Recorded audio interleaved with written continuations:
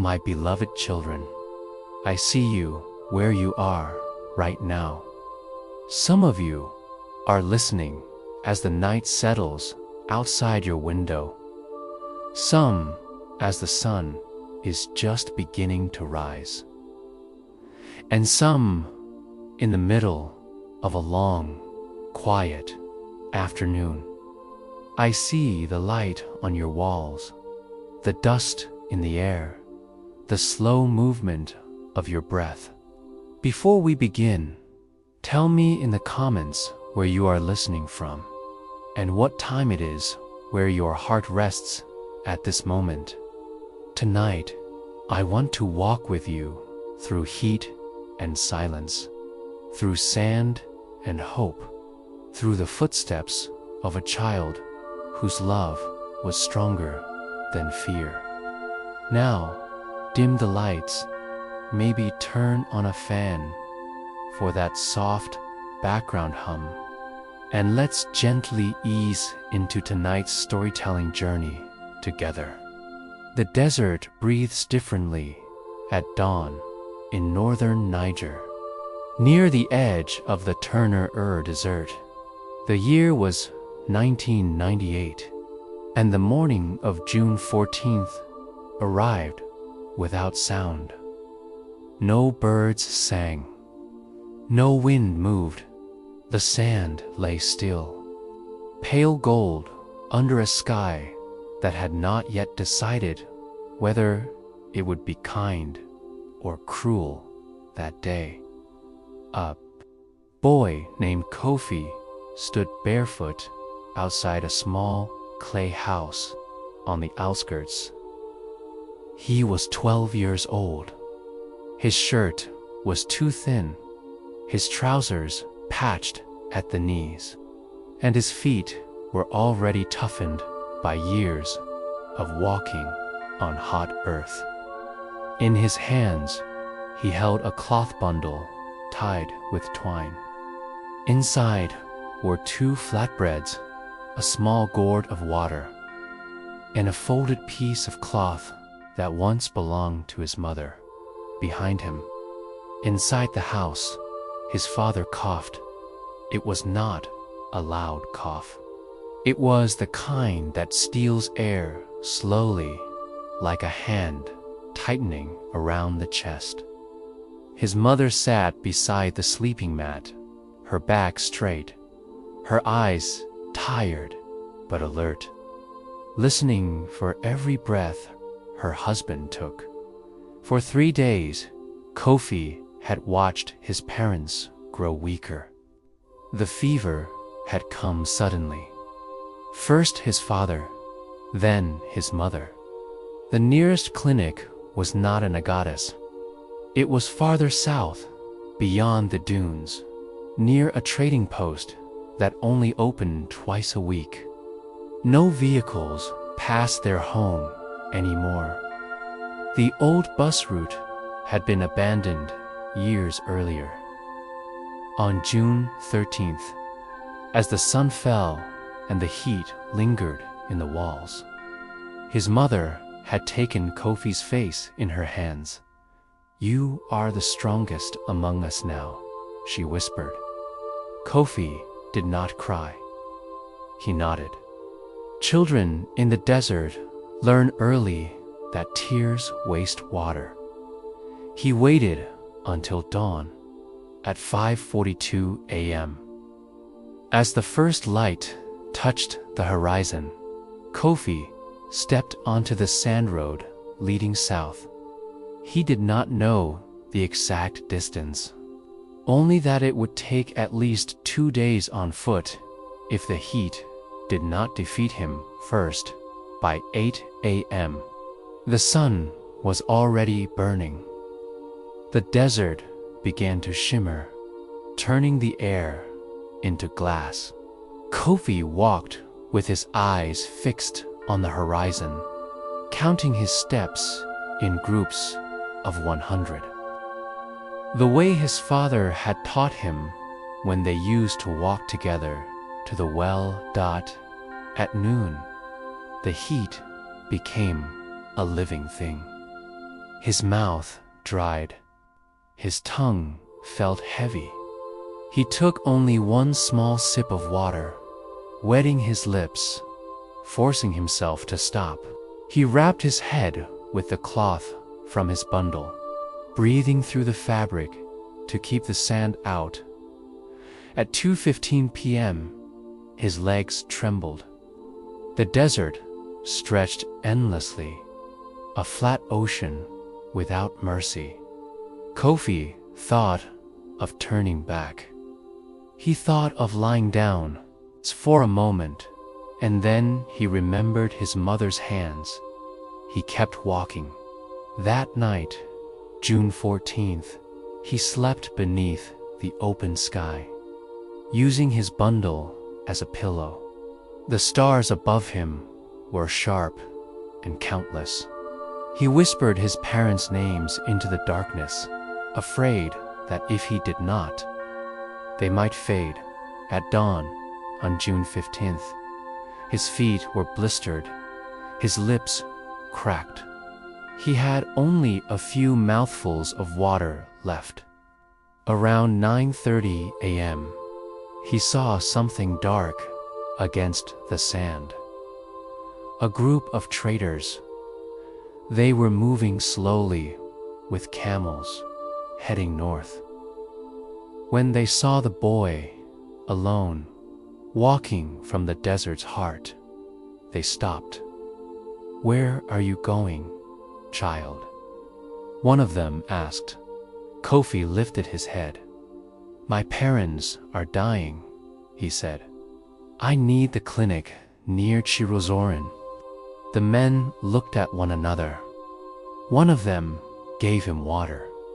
Another lifted him onto a camel. They reached the clinic just before sunset. The nurse listened. She did not hesitate. By sunrise on June 16th, a truck was heading back north when they reached the clay house near Agades. Kofi jumped down before the engine stopped. His mother was still alive. His father was breathing, weak, but breathing. Kofi collapsed onto the sand, and the desert, for once, was quiet. The days that followed did not feel like victory. They felt fragile, like glass held in trembling hands. On June 17th, 1998, the fever in Kofi's father broke just before noon. His breathing slowed into something steadier, though every rise of his chest still seemed uncertain, as if the desert itself were deciding whether to grant him more time. Kofi's mother remained weak, her eyes half-lidded, her voice barely above the rustle of cloth when she spoke. The nurse returned that morning with medicine wrapped in paper, instructions spoken carefully, and a look that held both hope and caution.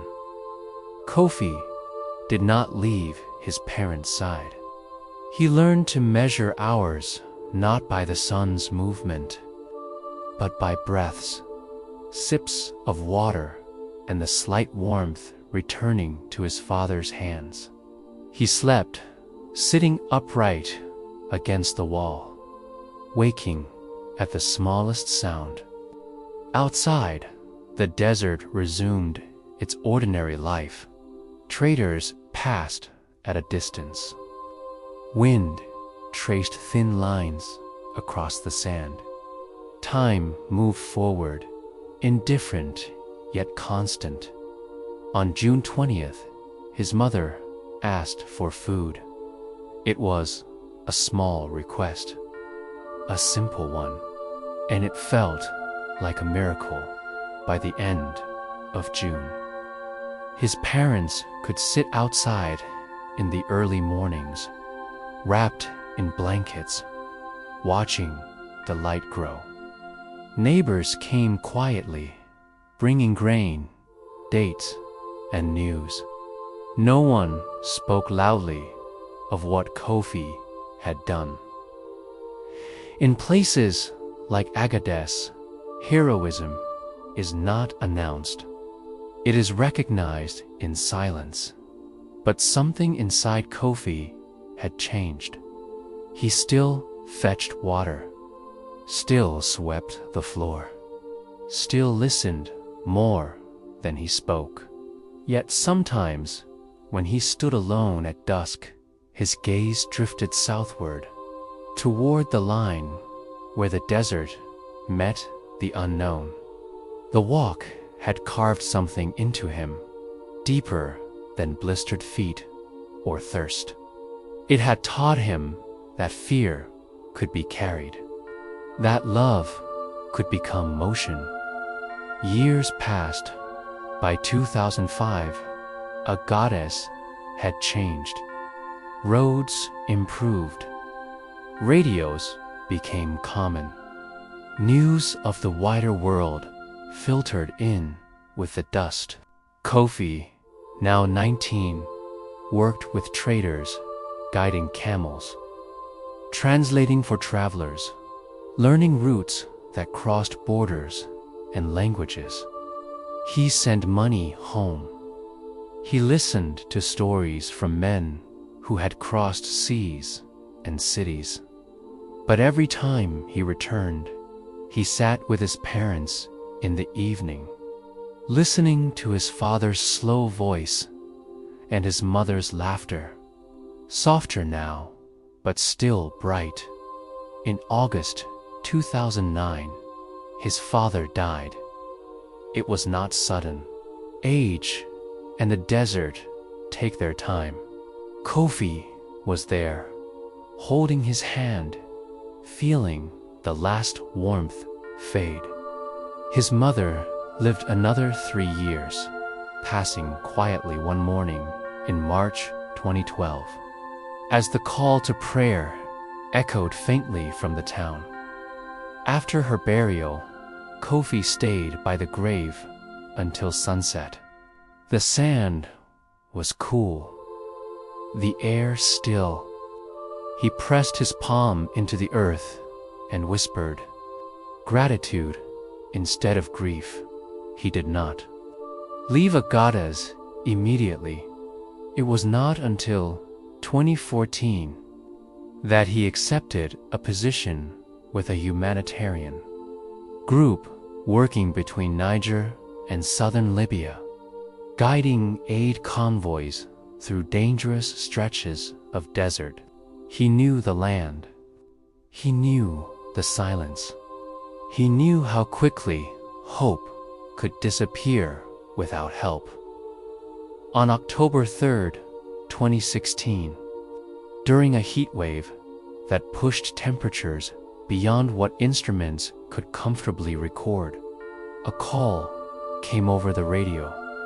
A family's vehicle had broken down 30 kilometers west of Durku. A child was with them.